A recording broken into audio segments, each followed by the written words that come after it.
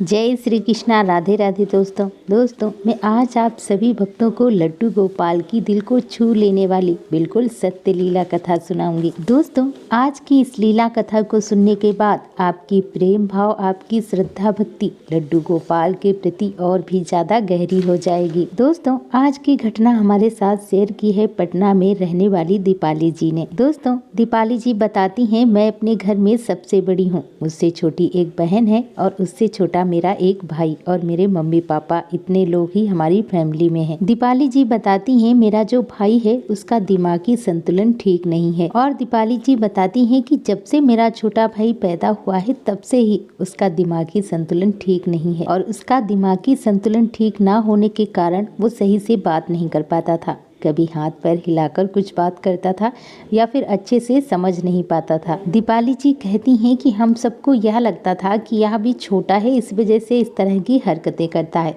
जब यह बड़ा हो जाएगा तो हो सकता है यह ठीक हो जाएगा, लेकिन वह ठीक नहीं हुआ। दीपाली जी बताती हैं कि मुझे लड्डू गोपाल से बहुत प्रेम है, मैं उनकी बड़े ही प्रेम भाव से सेवा करती हूँ। दीपाली जी बताती हैं कि मेरे दिन की शुरुआत मेरे लड्डू गोपाल मेरे प्यारे से कान्हा के साथ ही होती है। हमारे घर में मैं और मेरी मम्मी मिलकर बड़े ही प्रेम भाव से लड्डू गोपाल की सेवा करते हैं। दीपाली बताती हैं कि धीरे धीरे समय बीतता गया और मैं बड़ी हो गई और मेरी शादी हुई। दोस्तों दीपाली जी बताती हैं कि जब मेरी शादी हो गई तब मुझे अपने भाई को छोड़कर जाने में बहुत तकलीफ हो रही थी, बहुत दुख हो रहा था। दीपाली बताती हैं कि शादी करके मैं पटना चली गई। मेरे हस्बैंड बैंक में जॉब करते हैं। दीपाली जी बताती हैं मैं और मेरे पति पटना में ही रहते थे और मेरे मम्मी पापा यानी कि मेरे सास ससुर मेरे पैतृक गांव में रहते थे और मेरे लड्डू गोपाल भी मेरे साथ ही रहते थे। मेरा वृंदावन आना जाना लगा रहता था। दीपाली जी बताती हैं कि मैं अपने जीवन में बहुत ही खुश थी।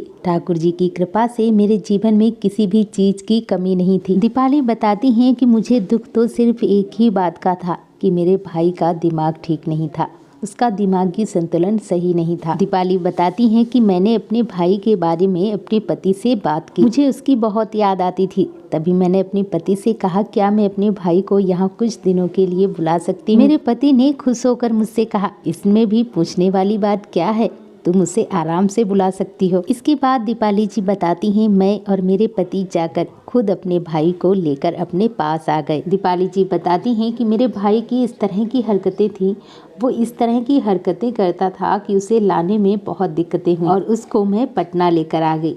मैंने सोचा था कि मैं उसको एक अच्छे डॉक्टर को दिखाऊंगी और वो ठीक हो जाएगा। दीपाली जी बताती हैं कि मुझे पूर्ण विश्वास था कि जब मैं डॉक्टर को अपने भाई को दिखाऊंगी तो वो ठीक हो जाएगा। दीपाली जी बताती हैं कि इसके बाद मैंने बहुत बड़े बड़े दिमाग के डॉक्टर्स को दिखाया। दीपाली जी बताती हैं कि मैंने पैसे की परवाह नहीं की, मैंने अपने भाई को ठीक करने के लिए पैसे को पानी की तरह बहाया, लेकिन कहीं से भी मेरे भाई को कोई भी आराम नहीं मिला, वो बिल्कुल भी ठीक नहीं हुआ, उसे कोई भी फायदा नहीं हुआ। एक बार मैं फिर से दोबारा डॉक्टर के पास गई और जब मैं उन डॉक्टर्स के पास गई मैंने अपने भाई को दिखाया। वो देख ही रहे थे कि मेरे भाई ने उन डॉक्टर्स को धक्का दे दिया और वो डॉक्टर गिर पड़े और उन्होंने उठकर हमसे गुस्से में कहा कि तुम्हारा भाई तो बिल्कुल ही पागल है, तुम इसके पीछे क्यों पड़ी हो, आप इसे पागल खाने में क्यों नहीं भिजवाती। दीपाली जी बताती हैं कि डॉक्टर की यह बात सुनकर मुझे बहुत गुस्सा आया, चाहे कुछ भी हो, लेकिन जब उन डॉक्टर्स ने इस तरह से बोला तो मुझे बहुत ही बुरा लगा कि मेरा भाई जो है पूरी तरह से पागल है और उसे हमें पागल खाने में डलवा देना चाहिए। आप तो एक डॉक्टर हैं, आप इस तरह से कैसे कह सकते हैं, अगर आप भी नहीं समझेंगे तो फिर यह कौन समझेगा। मैं मानती हूँ कि मेरे भाई ने तुम्हें धक्का देकर गलत किया है, लेकिन आप इस तरह से भी तो नहीं कह सकते हैं ना कि हम उसे पागल खाने में डलवा दें। इसके बाद दीपाली जी बताती हैं कि मेरी डॉक्टर से बहस होने लगी और बहस इतनी ज्यादा बढ़ गई कि डॉक्टर ने मना कर दिया कि हम तुम्हारे भाई को नहीं देख सकते और उन्होंने एक रसीद निकाल दी कि इसको पागल खाने में भर्ती कराया जाए। दीपाली जी बताती हैं इसके बाद मैं अपने भाई को लेकर घर आ गई। अगले दिन मैं अपने ठाकुर जी को स्नान करा रही थी, उसी टाइम पर दो लोग आए, उन्होंने हमारे घर की डोरबेल बजाई। जब मैं गई और जाकर दरवाजा खोला तो पता चला हॉस्पिटल से दो लोग आए हुए हैं और उन दो लोगों को देखकर मेरा भाई बहुत रो रहा था, वो बहुत ही ज्यादा रो रहा था उन लोगों को देखकर और बार बार यही कह रहा था कि मुझे इनके साथ नहीं जाना। दीपाली जी कहती हैं कि मैं आप सभी को बता दूं कि मेरा छोटा भाई मेरे बच्चे की तरह है और मैं उससे बहुत प्रेम करती हूँ और वो उन लोगों को देखकर बहुत रो रहा था था और मेरे भाई को देखकर मुझे भी बहुत रोना आ रहा था। तभी मेरे पति ने भी मुझसे बहुत कहा कि डॉक्टर ने भी कुछ सोच समझ कर ही कहा होगा कि इसे पागल खाने में एडमिट करा दो, लेकिन मेरा मन ही नहीं मान रहा था। मैंने कहा नहीं, मैं अपने भाई को पागल खाने में बिल्कुल भी नहीं भिजवाऊंगी। इसके बाद दीपाली जी बताती हैं कि मैंने अपने भाई को वहाँ नहीं जाने दिया और मैंने वहाँ रसीद फाड़ कर फेंक दी। इसके बाद दीपाली जी बताती हैं कि मैंने डॉक्टर्स के पास भी फोन किया और उनसे माफी भी मांगी और फिर डॉक्टर ने भी कुछ नहीं कहा। जो अस्पताल से आए हुए थे 2 लोग, उनको भी वापस बुला लिया। इसके बाद दीपाली जी बताती हैं कि मैंने यह सोच लिया था कि अब मैं अपने भाई को बाहर लेकर नहीं जाऊंगी। मैं बहुत थक चुकी थी, मैं हार गई थी।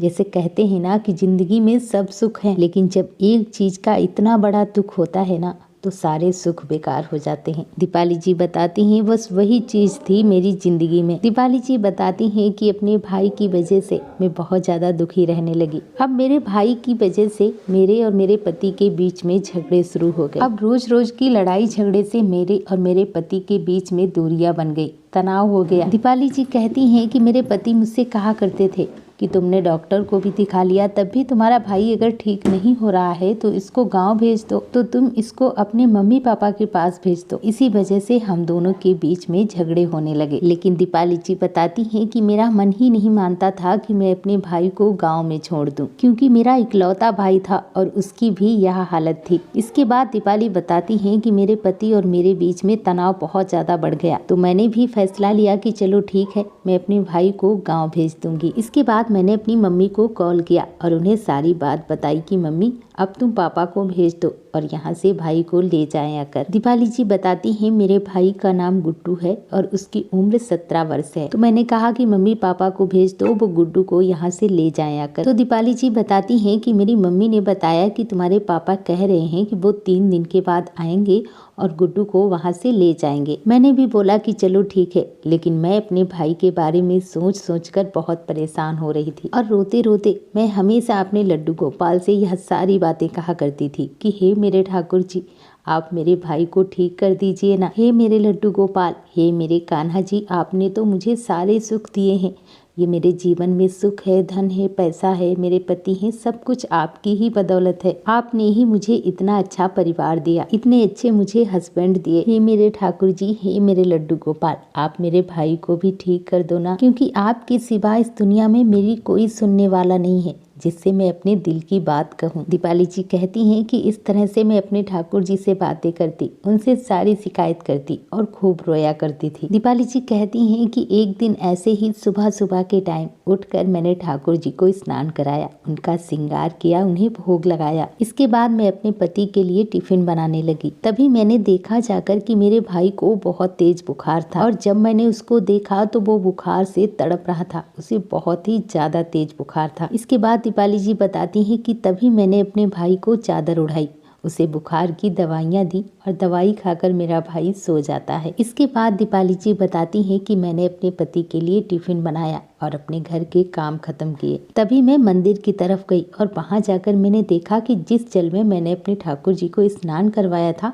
वो जल वहीं पर रखा हुआ था। तभी पता नहीं मेरे मन में ऐसी क्या बात आई कि मैंने वह ठाकुर जी को स्नान कराया हुआ जल लेकर अपने भाई को पिलाया और जल उसे पिलाने के बाद उसके ऊपर मैंने थोड़े से छींटे भी दे दिए। मैंने सोचा थोड़ा इसको अच्छा लगेगा, हो सकता है ठाकुर जी की कृपा इसको प्राप्त हो। और जब बात सोकर उठा, उसने जल पिया, 1-2 मिनट बैठा, उसके बाद वो अजीब सा ही बिहेव कर रहा था। वो ज्यादा बात नहीं कर रहा था, बहुत ही चुप चुप सा बैठा था। तभी मैंने उससे पूछा कि क्या हुआ भाई, तुम आज बोल क्यों नहीं रहे हो। दीपाली जी बताती हैं कि मेरा भाई बोलता भी था, अगर प्यार से उससे कोई बच्चे की तरह बात करता, उससे पूछता तो वो बोलता भी था। दीपाली जी बताती हैं कि जब मैंने उससे पूछा तो उसने मुझसे बड़े ही आराम से धीरे से कहा कि कुछ भी नहीं है, बस मैं बैठे रहना चाहता हूँ। तो मैंने भी उसको उठाकर बिठाया और इसके बाद मुझे कुछ सामान लेने के लिए मार्केट जाना था तो मैं मार्केट चली गई। और जब मैं मार्केट से वापस आई तो मैंने जो देखा उसे देखकर मैं आश्चर्य रह गई। मैंने देखा कि मेरा भाई लड्डू गोपाल के साथ बैठकर बातें कर रहा है। दीपाली जी बताती हैं कि यह देखकर मैं बिल्कुल आश्चर्य रह गई। मैं दंग थी यह देखकर कि जो लड़का हमेशा अपनी आंखें बंद करके इधर उधर पड़ा रहता है या गंदी हरकतें करता है,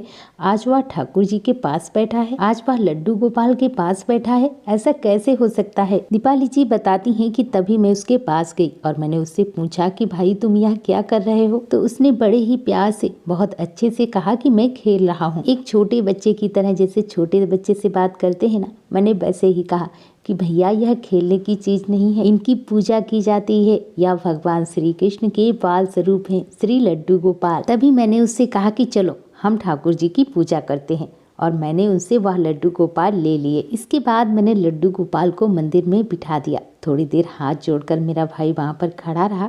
इसके बाद मैं अपने घर के और काम करने लगी। इसके बाद जब शाम की पूजा का समय हुआ तो उस दिन मैंने अपने भाई को अपने साथ बिठाया। मतलब शाम के समय जब दिया बत्ती कर रही थी, लड्डू गोपाल की आरती कर रही थी, तो उस दिन मैंने अपने भाई को भी अपने पास बिठाया। दीपाली जी बताती हैं कि मेरा भाई भी मेरे पास ही बैठा था और मैं अपने मुख्य दरवाजे पर दीपक जलाने के लिए चली। दीपाली जी बताती हैं कि जब मैं चौखट पर अपने दिया लगाकर जब मैं वापस आती हूँ, इसके बाद आकर जो मैं देखती हूँ उसे देखकर मैं आश्चर्यचकित रह जाती हूँ। मेरे पैरों तले जमीन खिसक जाती है। मैं देखती हूँ कि मेरा भाई लड्डू गोपाल को लेकर बेहोश पड़ा है। इतनी सी देर में उसके साथ क्या हुआ ये तो बस ठाकुर जी जाने, पर यह देखकर मैं दंग रह गई। दीपाली जी बताती हैं कि मेरे लड्डू गोपाल मेरे भाई के सर के पास ही गिरे हुए पड़े थे। मैंने सबसे पहले लड्डू गोपाल को उठाकर उनके स्थान पर, उनके सिंहासन पर विराजित किया। इसके बाद मैंने अपने भाई को उठाया, उसके ऊपर पानी के छींटे भी डाले, उसके मुंह में भी पानी डाला, पर उसे होश ही नहीं आ रहा था। मेरे हाथ पांव बिल्कुल कांप रहे थे। मेरे भाई के हाथ पैर बिल्कुल ठंडे पड़ गए थे।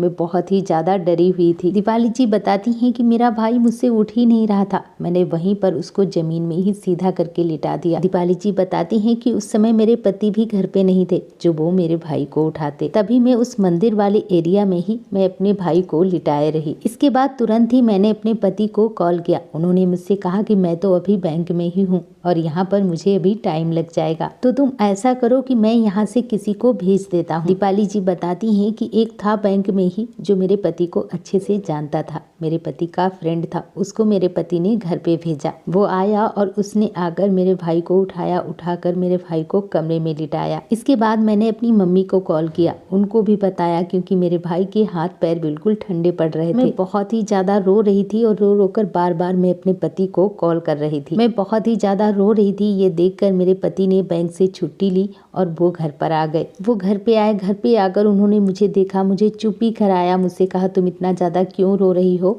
और मेरे भाई को भी देखा, उसके हाथ पांव बिल्कुल ही ठंडे पड़ गए थे। न जाने क्या हो गया था मेरे भाई को। दीपाली जी कहती हैं कि मैं इसके बाद जाकर फिर से अपने लड्डू गोपाल के आगे हाथ जोड़कर बैठ जाती हूँ और उनसे कहती हूँ कि हे मेरे कृष्ण कन्हैया, हे मेरे लड्डू गोपाल, मेरे भाई को ठीक कर दो। उनसे रो रो कर इसी तरह से अपनी बातें कह रही थी। तभी मेरे पति मुझसे कहते हैं कि चलो हम तुम्हारे भाई को हॉस्पिटल लेकर चलते हैं। मैंने कहा कि नहीं, हम अपने भाई को हॉस्पिटल लेकर नहीं जाएंगे। ये मेरे कान्हा जी है ना, यही मेरे भाई को ठीक करेंगे। मैं आज अपने भाई को कहीं भी लेकर नहीं जाऊंगी। आज मेरे लड्डू गोपाल ही मेरे भाई को ठीक करेंगे। दीपाली जी बताती हैं कि मैंने एक जिद बना ली थी कि अगर कान्हा मैंने थोड़ी सी भी पूजा सेवा आपकी की है, यदि सच्चे दिल से मैंने आपकी सेवा पूजा की है, सच्चे दिल से आपके साथ रिश्ता बनाया है, यदि आपने हमारी सेवा पूजा को स्वीकार किया है, तो आज आप मेरे भाई को जरूर उठाएंगे। इसके बाद मैंने एक लोटा जल लिया और मंदिर में जाकर ठाकुर जी के सामने रख दिया और मैंने संकल्प लिया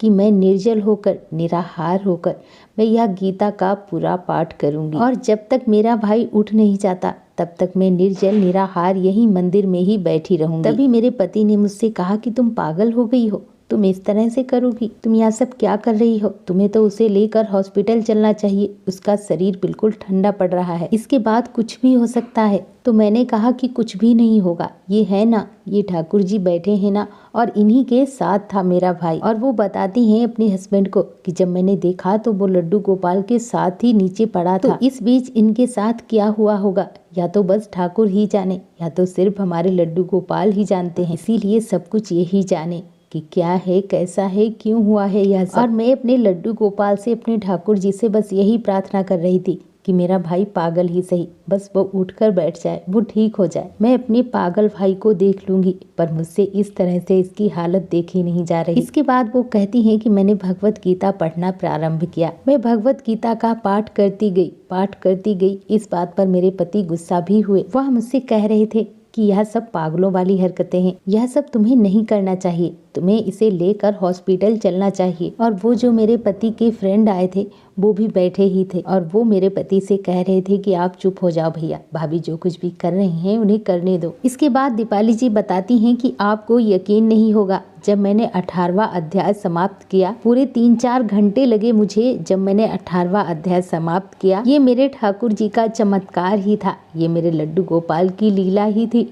जब मैंने 18वां अध्याय समाप्त किया, इसके बाद मेरे भाई के हाथ पैर हिलने लगे। उसकी बॉडी जो थी ठंडी पड़ गई थी, उसका शरीर ठंडा पड़ गया था, उसका शरीर फिर से गर्म हो गया और इसके 3-4 मिनट बाद ही मेरा भाई उठकर बैठ गया। और जब वह उठा तो अपना सर पकड़कर बैठ गया। मैं यह देखकर जितना ज्यादा पाठ कर रही थी उतना ही ज्यादा मैं रो रही थी अपने भाई को देखकर। इसके बाद जो किताब थी भगवत गीता की, मैंने हाथ जोड़कर उसको प्रणाम करके उसे बंद किया और मैं उठी वहां से। और जो जल मैंने कान्हा जी के सामने रखा था वह जल ले जाकर मैंने अपने भाई के ऊपर छिड़क दिया और वही जल मैंने थोड़ा सा अपने भाई को पिलाया। दीपाली जी बताती हैं इसके बाद वह इस तरीके से अपना सर हिलाने लगा। जब वह अपना सर हिलाने लगा, मेरा भाई हमेशा जब सोकर उठता था तो वो हमेशा सबसे पहले छोटे बच्चों की तरह चॉकलेट मांगता था, तो मैंने उसे चॉकलेट लाकर दी। और जब मैंने उसे चॉकलेट दी तो उसने मुझसे कुछ ऐसा कहा जिसे सुनकर मैं दंग रह गई। उसने मुझसे कहा, दीदी मैं क्या छोटा बच्चा हूँ जो तुम मुझे चॉकलेट दे रही हो? दीपाली जी कहती हैं कि आप यकीन नहीं करेंगे, अपने भाई से यह बातें सुनकर मैं आश्चर्य थी,